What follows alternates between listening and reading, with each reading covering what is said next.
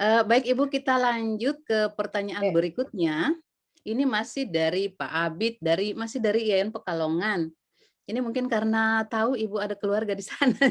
Iya kayaknya. Baru kemarin Oke, saya belanja batik nih. iya Bu. Baik Bu, jadi pertanyaannya ini juga, bertingkat-tingkat, pertanyaannya ada pertama dan kedua. Yang pertama adalah, dalam sudut pandang proses bisnis yang melibatkan beberapa unit sekaligus, apakah perlu ditentukan salah satu pemilik atau penanggung jawab risiko yang kemudian dimasukkan ke dalam KPI? Oke, Apakah nggih. perlu pemilik atau penanggung jawab risiko? Lalu seterusnya, atau risiko tersebut ditentukan sebagai tanggung jawab bersama yang kemudian dituangkan dalam KPI masing-masing unit. Nggih. Oke, baik Bu. Seterusnya, dalam ISO 27001 terdapat klausul manajemen risiko spesifik untuk keamanan informasi, oke, security system. Jika dalam organisasi sebagian besar proses bisnis terkait tata kelola institusi sudah berlangsung secara digital, apakah cukup hanya memasukkan risiko yang tercantum sesuai persyaratan ISO tersebut dalam instrumen akreditasi?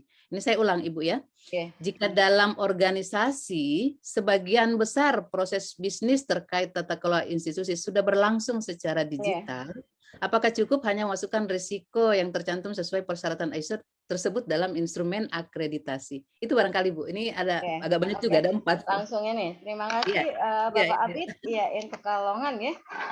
Mudah-mudahan nanti kalau saya main ke Pekalongan bisa mampir Bapak. Oke, proses bisnis tentukan pemilihan risiko. Iya, Bapak. Dalam proses manajemen risiko itu ada tingkatan. Ada risk management unit, risk management unit, risk owner, risk officer. Ada 3. Risk management unit ini manajer. Ini bisa di tingkat pusat, Bapak Ibu. Nanti akan akan bertanggung jawab pada Pak Rektor kalau dalam lingkup rektorat gitu. Misalkan, oh Bu, rektorat nggak ada. Ini masih dalam lingkup, misalkan saya fakultas ekonomi atau fakultas syariah pengen ini, berarti dekan akan membentuk atau mengangkat seorang manajer risk management unit. Nah, risk manager ini fungsinya apa? Koordinasi, Bapak. Koordinasi, mengkoordinasikan resiko yang ada di seluruh organisasi. Berarti pemilik resikonya siapa? Risk owner-nya. Semua unit di bawah Pak Rektor itu adalah risk owner. Jadi fakultas-fakultas itu risk owner, biro keuangan itu risk owner, biro akademik misalkan itu risk owner, atau kalau ada LP3M, lembaga-lembaga LPPM itu adalah risk owner masing-masing. Nah, mereka bertanggung jawab mengelola risiko di unitnya masing-masing. Sehingga nanti yang Bapak katakan masuk KPI, iya harusnya bagaimana nanti mereka mengelola risiko itu. Nah, risk owner itu nggak mungkin bekerja sendiri ya Bapak. Itu karena Pak Dekan, Pak Biro gitu ya, Kabiro, Ketua Lembaga, Direktur biasanya. Nah, ini ada yang namanya risk officer. Nah, risk officer ini Bapak nanti yang akan menjalankan proses manajemen resiko itu. Mulai dari identifikasi sampai nanti pemantauan. Nah, siapa risk officer? Silakan Pak Dekan, Ketua Lembaga, Kabiro memilih. Nah, bisa kalau Dekan itu WD1, WD2, WD3-nya sebagai risk officer-nya.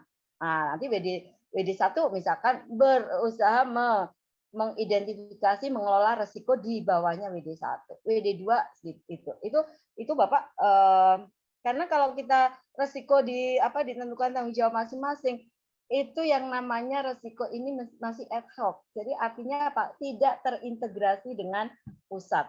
Karena bisa jadi apa? Resiko itu adalah resiko kombinasi. Artinya apa? Resiko yang saya tanggung itu imbas. Misalkan Bapak mengatakan ada kegiatan yang tidak dijalankan. Misalkan resiko sedikitnya penelitian.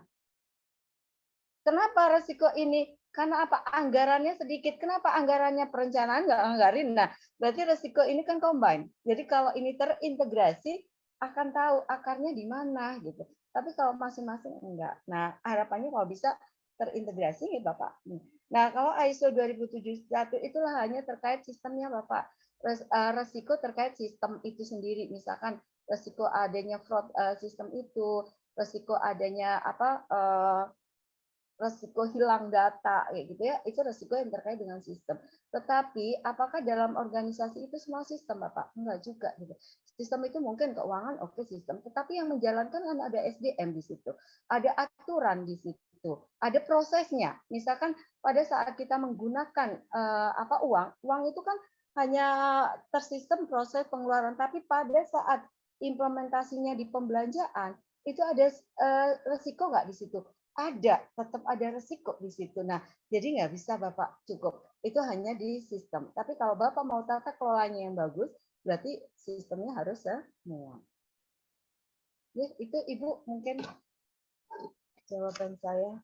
Ya, baik Ibu. Baik Pak Abid sudah sangat Mana jelas ya Bapak? Monggo, kalau disampaikan mau ada yang oleh ditanyakan. oleh Ibu narasumber kita. Oh ya, ini ada satu Bu dari STAI Bu, dari perguruan tinggi swasta, STAI Al Azhari Mamuju Sulawesi Barat. Nah, ini jauh Bu.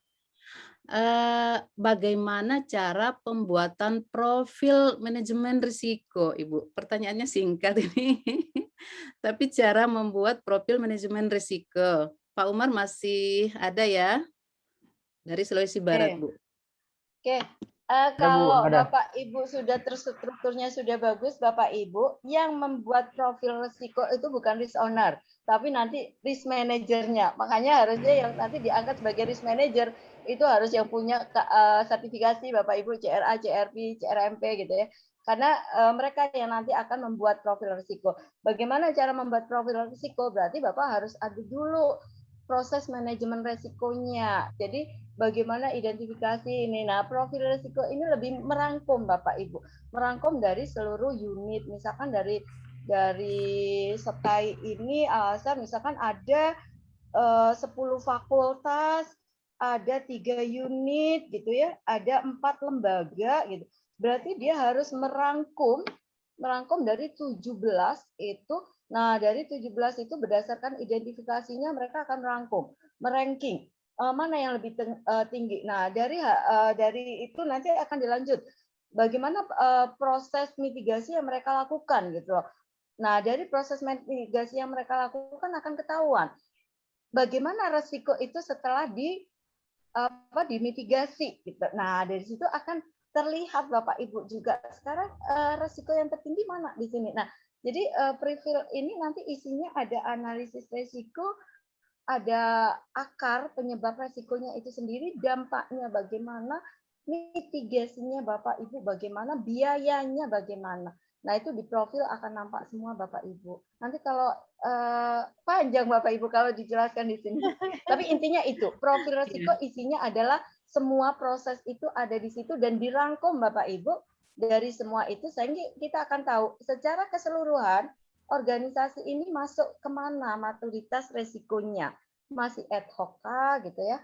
Apa kita sudah manage? Kalau manage itu sudah terintegrasi, sudah bagus gitu ya. Apakah di situ? Jadi begitu Bapak dari yang Bapak STAI? Ya, dari Pak Umar tadi Pak Sulawesi Umar dari Barat. STAI. Itu ya Pak Umar ya. Nah, Nanti ini diajarin Bapak kalau ikut CRA CRP. Wah, promosi lagi nih saya. Ya, tapi sepertinya memang kita butuh Bu pendalaman itu Bu. Iya, nah setelah kita dari Sulawesi Barat Bu, kita akan muter ke Sumatera Bu. Kita ke Bukit Tinggi. Kita jalan-jalan nih. Ini muter-muter Bu, jalan-jalan online Bu. Ini pertanyaan dari IAIN Bukit Tinggi hampir sama dengan pertanyaan dari Bu Erna Winwali Songo Semarang. Ini saya pikir hampir sama ini. Ya, jadi dari satu saja. Ini dari Pak Fauzan ya dari Bukit Tinggi. Yang pertama, bisakah Ibu ceritakan bagaimana good case practice dan bad case practice implementasi manajemen risiko di kampus Ibu? Yang kedua, Oke.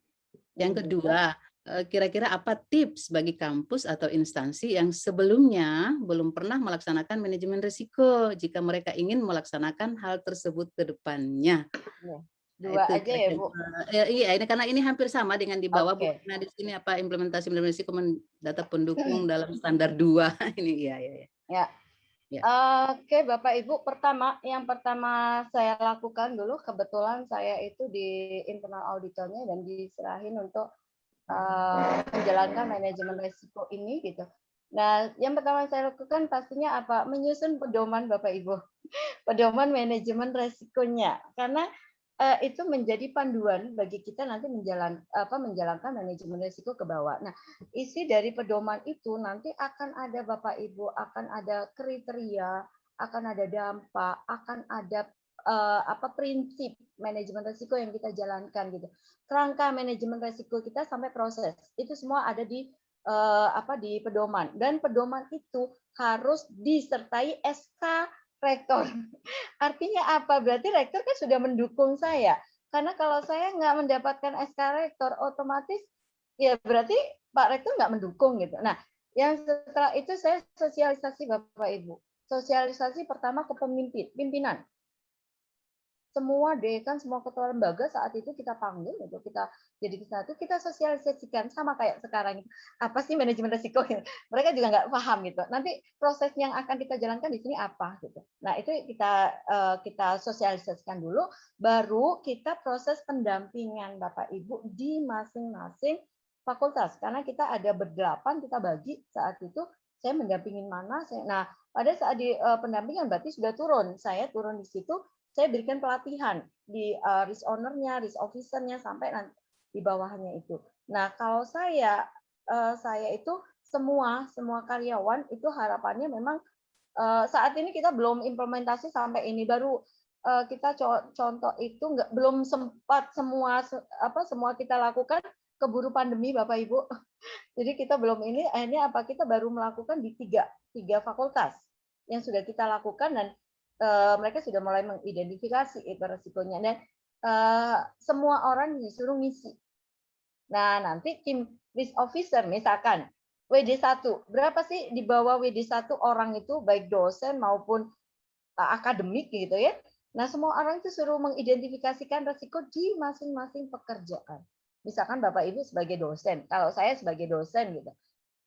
Pekerjaan saya sebagai dosen resikonya apa ya? Yaitu resiko pembelajarannya tidak efektif, resiko pembimbingan saya tidak efektif gitu ya. Resiko PA saya, anak PA saya ada di DO gitu. Nah, itu saya identifikasikan. Nah, untuk saya sebagai SPI itu juga punya resiko nih. Temuan saya tidak valid. Itu ada resiko pekerjaan saya. Saya dikomplain oleh auditi gitu ya. Rekomendasi saya tidak bisa diterapkan. Nah, itu adalah resiko yang ditanggung dari pekerjaan saya. Nah, yang bagus gitu, Mbak, karena yang tahu resiko itu adalah orang yang masing-masing menghadapi pekerjaan itu. Kalau saya sebagai SPI suruh nilai penjaminan mutu itu, apa resiko di penjaminan mutu? Ya saya nggak tahu detail gitu. Karena dulu saya walaupun pernah di jaminan mutu tahun lama gitu. Nah, sekarang akan berubah. Nah, saya nggak tahu. Oh, saya di LPPM, saya nggak tahu pekerjaan LPPM apa. Nah, yang tahu adalah mereka. Sehingga nanti kalau saya sebagai risk manager, dari identifikasi mereka itu, saya cuma memberikan pendampingan. Oh, resiko ini kayaknya nggak cocok gitu. Resiko ini kayaknya kurang, bukan resiko ini, resiko yang tidak bisa diidentifikasi misalkan. Oh, mereka melakukan habis identifikasi kan akar, Pak. Oh, resiko ini akarnya nggak nyambung ini. Kalau akarnya ini nanti nggak. Nah, itu tugas dari risk manager, Bapak Ibu. Jadi, nah setelah mereka semua melakukan itu, baru nanti risk officer itu mendata.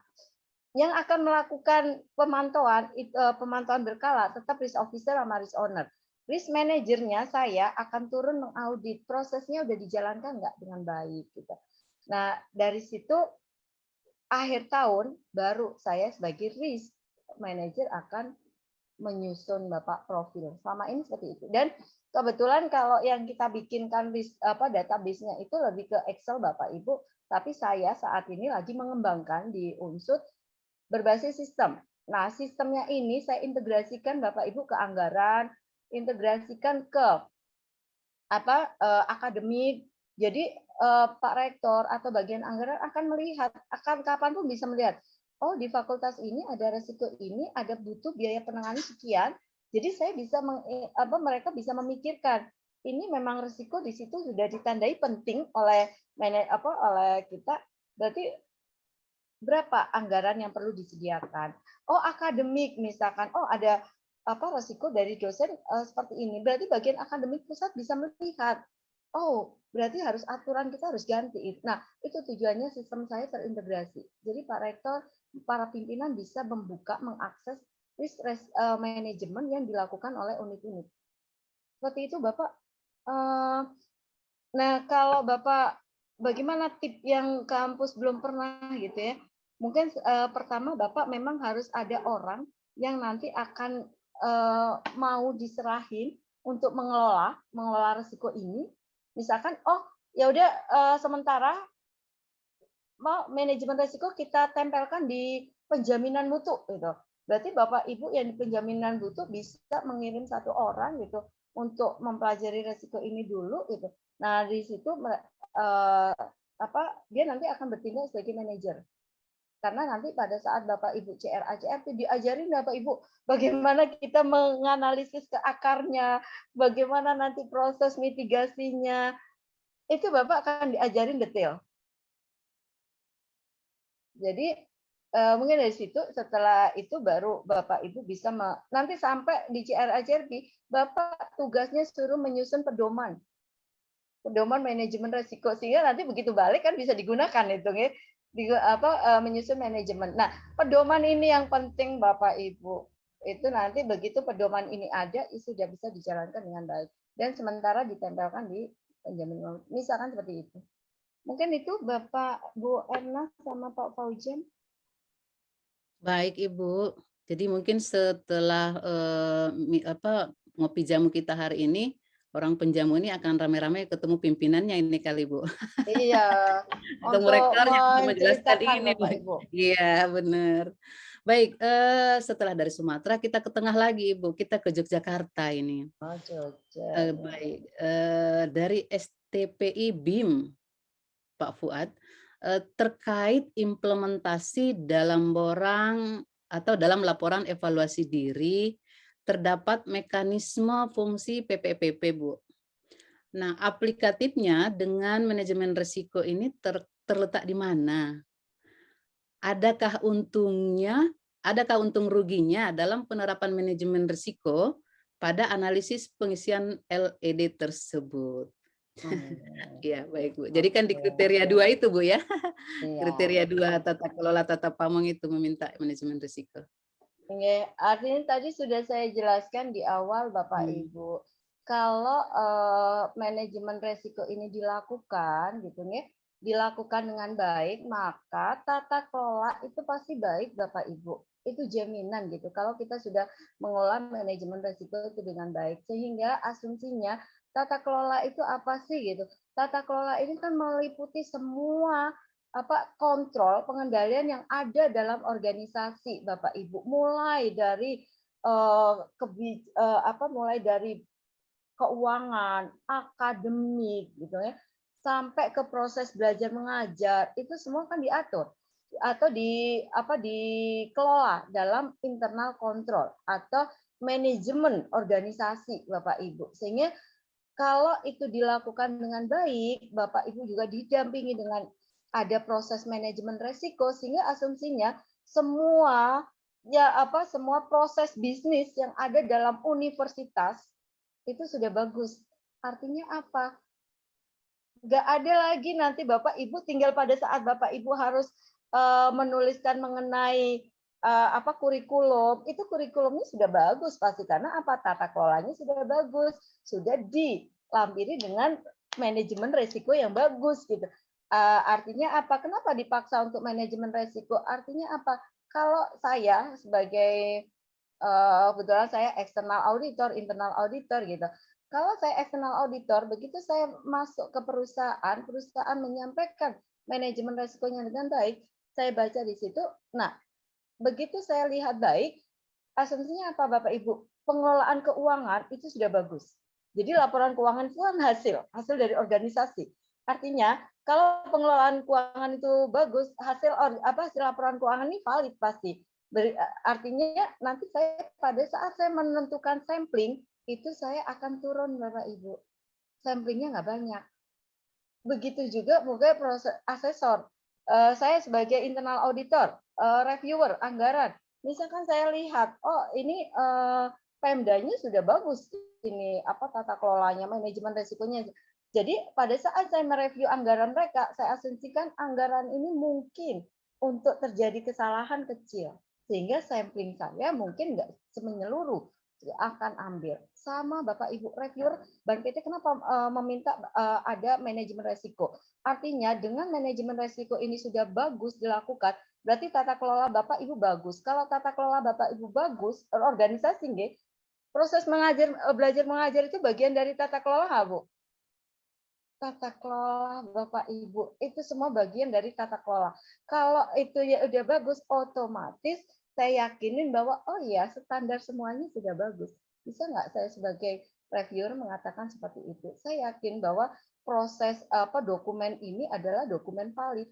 Karena apa dihasilkan dari proses yang valid sudah dimitigasi resiko-resiko tidak valid. Kemarin misalkan salah satu contoh ada di perguruan tinggi BH itu ya. Dia mengatakan di situ akreditasi kita ada beberapa prodi itu akreditasinya hanya formalitas. Artinya formalitas itu ya mereka hanya rutinitas gitu, enggak benar-benar itu di manage gitu untuk akreditasi ini sehingga apa diketahui apa ternyata ada plagiarisme itu.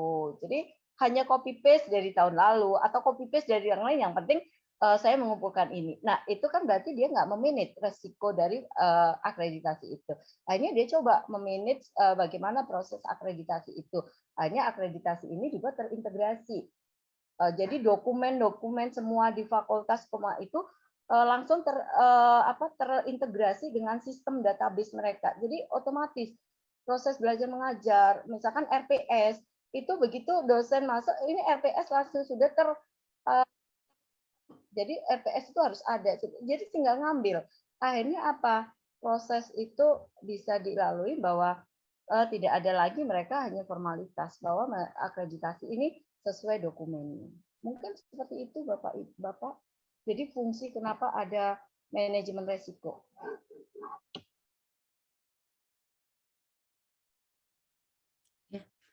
Baik, Ibu, ini luar biasa, ini semakin siang, ini semakin banyak pertanyaan, 148 peserta Masih kita. 1 jam ini. 1 jam ya, Bu. Silakan malah enak diskusi, Bu, daripada ini. Bosen dengerin saya ini nanti. Dan ini kawan-kawan ini sangat antusias menyampaikan pertanyaannya di chat, Bu. Nah, ini masih kita di Jogja, tapi dari institusi yang berbeda, dari Pak Sukamto di Staispa. Izin bertanya Ibu, kemungkinan ragam risiko itu sangat banyak. Boleh jadi analisis risiko itu tidak tepat. Misalnya, masa tunggu untuk kerja sangat panjang karena dampak wabah corona. Corona dulu tak terpikirkan akan muncul. Bisakah kita katakan yang penting adalah kita harus berupaya mengelola risiko. Masalah nanti sulit diatasi risikonya itu masalah lain. Bisakah seperti itu, Bu? Oke. Oke, Bapak Ibu. Oke, sebetulnya memang corona itu suatu yang kenapa ada resiko? Karena resiko itu Bapak Ibu kepastiannya kita tidak bisa memanage. Kenapa kita tidak bisa manage? Kita kekurangan informasi. Sehingga kita ada dua Bapak Ibu, ada dua kemungkinan ada dua probability sama dampak gitu. Kalau kita bicara tadi ke masa tunggu ya, masa tunggu ini kita bisa ke probability-nya. Oh, probability mahasiswa yang berdampak masa tunggunya itu lama itu akan tinggi gitu ya. Karena apa perusahaan-perusahaan di sana belum buka gitu ya. Sebetulnya kompetensi mereka sudah ada gitu. Nah, Berarti apa? Sebetulnya pada saat kita memanage resiko itu dengan baik, Bapak Ibu. Nah, kita ada yang memang tidak bisa kita manage. Nah, berarti kita menurunkan dampaknya atau kita menurunkan probability-nya. Nah, terkait Bapak tadi, apakah kita resiko? Silakan Bapak Ibu. Resiko itu kalau bisa kita identifikasi semua kayak tadi. Oh, kita masa tunggu. Nah, berarti dengan kondisi corona ini masa tunggu itu ada dua kemungkinan, ya Bapak Ibu. Karena kemampuan anaknya yang kurang, itu nggih, kemampuan anaknya yang kurang sehingga mereka itu tidak dapat pekerjaan. Ada yang kemampuan anaknya yang kedua itu karena memang perusahaan hanya sedikit. Karena kalau kita lihat rekrutmen itu masih ada gitu. Masih ada dari beberapa perusahaan yang besar gitu. Sama di pegawai negeri gitu. Di PNS sekarang ini ada kan. Nah, berarti kan sebetulnya untuk yang kalau perusahaan memang kita tidak terserap itu karena apa? Banyak perusahaan yang menurunkan. Tapi kalau kita menyiapkan mahasiswa ini dengan kompetensi yang paling bagus gitu ya, memang kita resiko nggak mungkin kita menyiapkan karyawan lulusan kita benar-benar punya yang kompeten dan punya daya saing paling tinggi di Indonesia misalkan. Otomatis dengan misalkan hanya sedikit Bapak Ibu sedikit perusahaan yang melakukan rekrutmen, kalau ini yang terbaik saya yakin masih akan terserap. Nah, berarti apa? Resiko itu kita pada saat kita mencari akar Bapak Ibu, jangan mencari akar resiko itu yang di luar kendali kita. Jadi kalau kita mengatakan ini, masa tunggunya itu kan karena corona, karena lingkungan, Bapak nggak akan pernah bisa mengendalikan. Kenapa? Karena corona itu di luar kendali kita. Tetapi cari akar yang di dalam kendali kita. Oh, kenapa masa tunggunya mereka itu tinggi? Oh, karena kompetensi mereka itu jelek, sehingga kita harus menaikkan kompetensi mereka sampai menjadi yang terbaik misalkan. Nah, kalau yang terbaik pasti akan bisa terserap walaupun katakanlah gini, misalkan saat ini hanya dibutuhkan 100 orang. Tapi kalau kita lulusan kita benar-benar orang yang emang kita siapkan, kemungkinan masuk 100 orang itu akan tinggi. Jadi kita lakukan nggak apa-apa Bapak Ibu. Kita nggak tahu memang apa yang terjadi, tapi buat resiko itu kita identifikasi dan kita cari akarnya itu adalah dari organisasi, jangan dari luar. Karena kalau kita jadi luar, kita nggak memitigasi Bapak Ibu, nggak bisa memitigasi. Kita milihnya acceptance. Artinya apa? Resiko itu kita terima. Tetapi kalau kita milihnya dari dalam, itu akan kita mitigasi. Ya contoh yang paling gampang. Sering orang berkilah pada saat kita terlambat, macet di jalan. Bapak Ibu bisa mengendalikan macet? Enggak. Berarti harusnya apa yang menjadi akarnya? Saya terlambat berangkatnya, kurang pagi berangkatnya. Nah, itu bisa kita manage sama Bapak Ibu. Tadi masa tunggu. Kenapa masa tunggunya ini? Jangan salahkan coronanya. Udah kita salahkan, kompetensi kita memang nggak bersaing. Akhirnya apa? Dengan semakin dikit kita kalah. Nah, coba Bapak Ibu lakukan yang bisa kita kendalikan dari dalam. Ya, Bapak Ibu. Iya, Ibu terima kasih luar biasa atas analisis mitigasi ini dari dalam dari luar. Oke, baik Ibu, kita sekarang ke timur lagi Bu, ke Ternate. Ya, ini dari Raha dari STKIP Ki Raha Ternate. Mohon penjelasan apa bedanya akar permasalahan dengan risiko. Apakah manajemen risiko sama seperti strategi? Kira-kira itu Bu, pertanyaan dari Ternate. Sama dengan strategi. Oke. Yang pertama ya Ibu, apa akar dengan resiko? Resiko itu adalah sesuatu Ibu yang akan terjadi. Yang akan terjadi di masa yang akan datang. Bisa terjadi, bisa tidak. Dan resiko itu akan berdampak. Nah, kalau akar itu adalah penyebab resiko itu terjadi. Penyebab resiko itu ada gitu.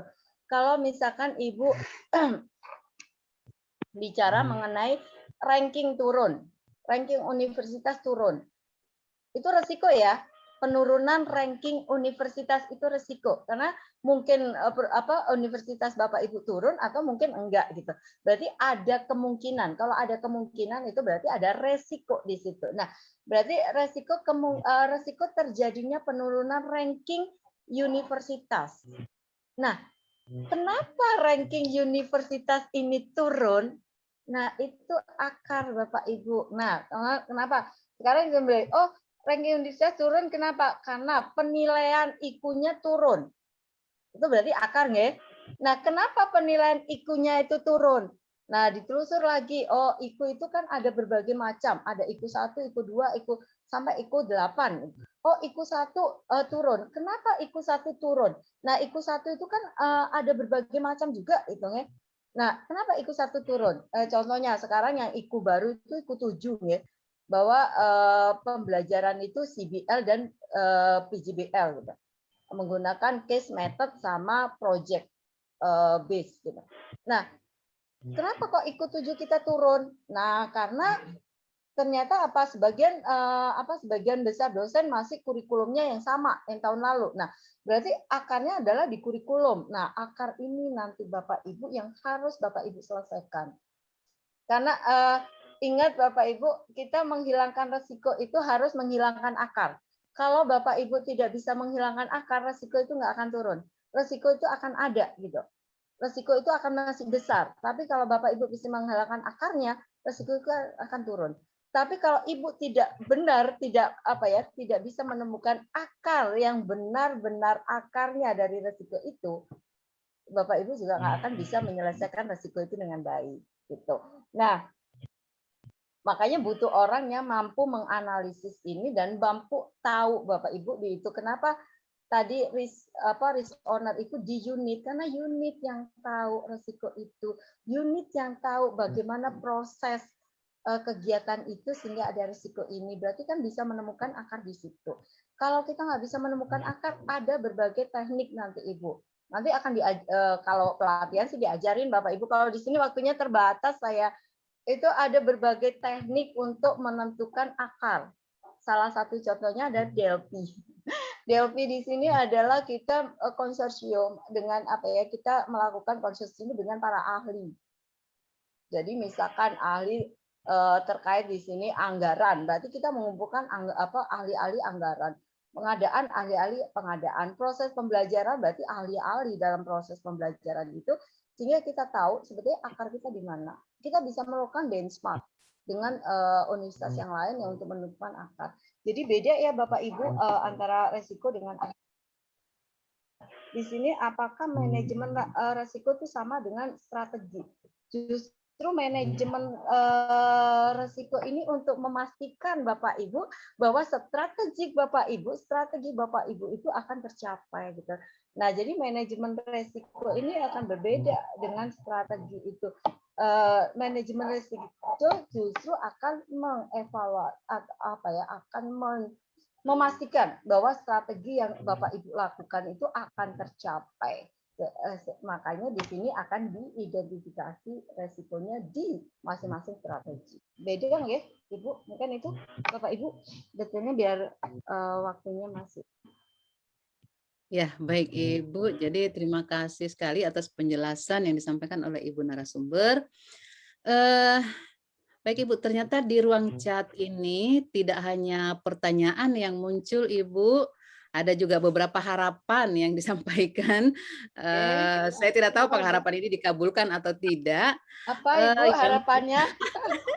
Harapannya ini yang pertama adalah apakah materi yang disampaikan oleh Ibu bisa di-share kepada kami. Ya. Lalu yang kedua, harapan yang kedua itu adalah ini Bu. Saya berharap bisa ditampilkan contoh aplikasi manajemen risk seperti tabel analisisnya, pengklasifikasiannya misalkan. Oh, saya berikan contoh ya, boleh. Oh iya, Ibu, untuk terima materi kasih, nanti Bu. saya share Bapak Ibu. Ini saya berikan contoh. Sebentar saya buka dulu ya. Baik, terima kasih, Bu.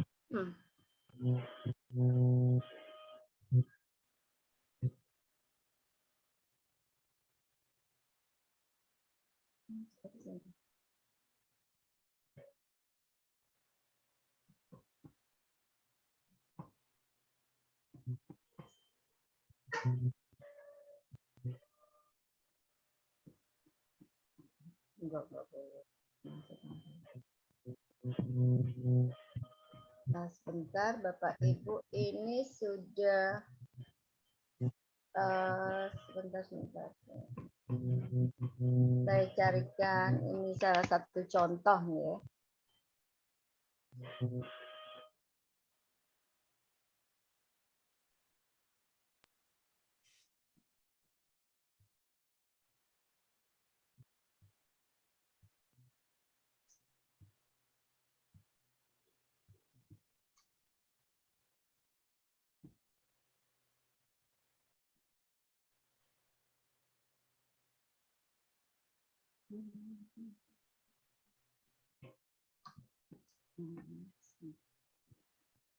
Saya contohkan.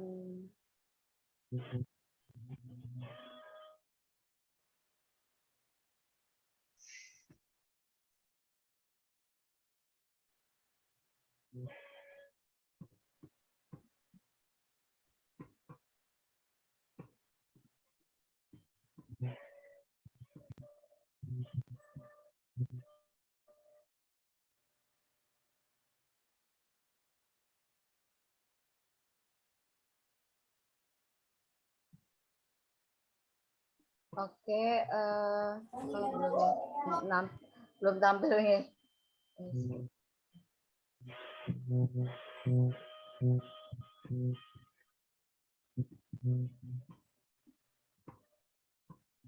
Oke, Bapak Ibu, ini sudah kelihatan ya, sudah saya tampilkan. Tapi mohon maaf kalau ini mungkin saya nggak bisa ngirim gitu ya. Iya baik Bu, ini nggak apa-apa nggak dikirim. Oke.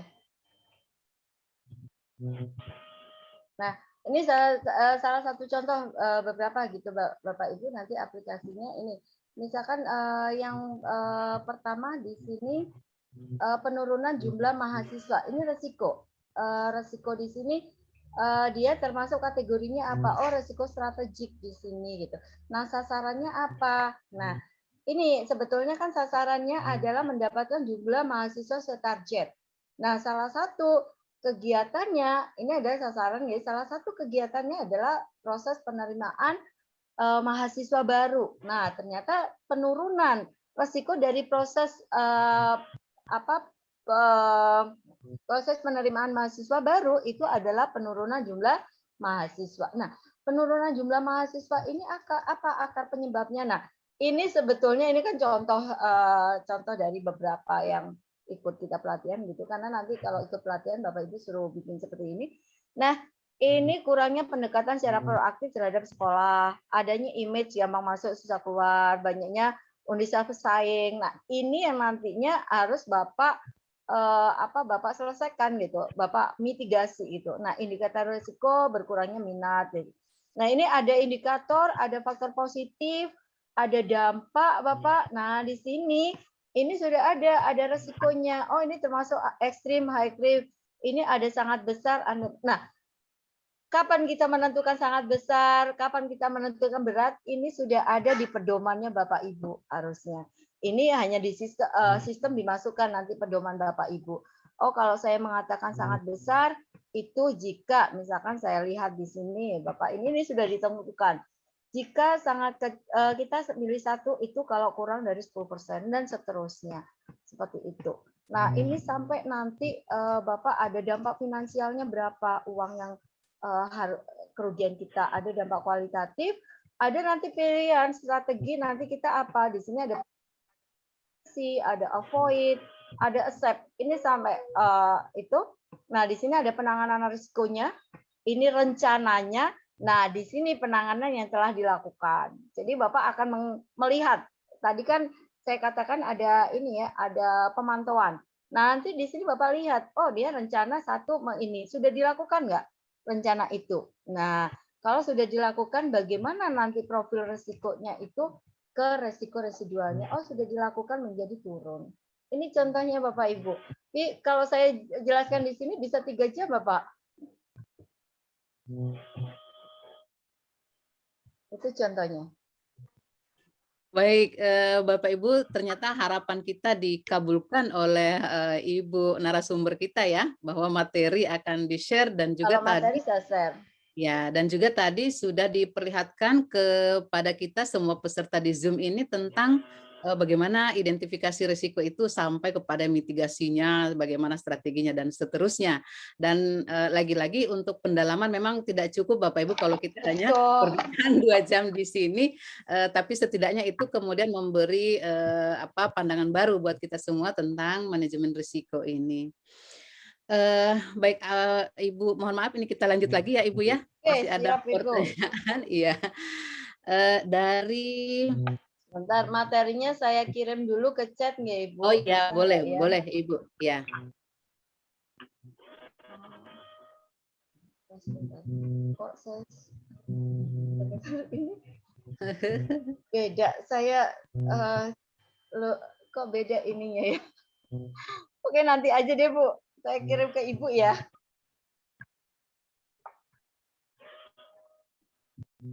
Oke. Kok nggak ada suaranya Ibu? Oh iya, ya boleh Ya, dikirim ke Pak Ketua, ke Pak Dokter Helmi boleh juga, Ibu. nanti Nanti saya mungkin minta ininya ya, minta iya nomornya, saya kirim ke iya. WA.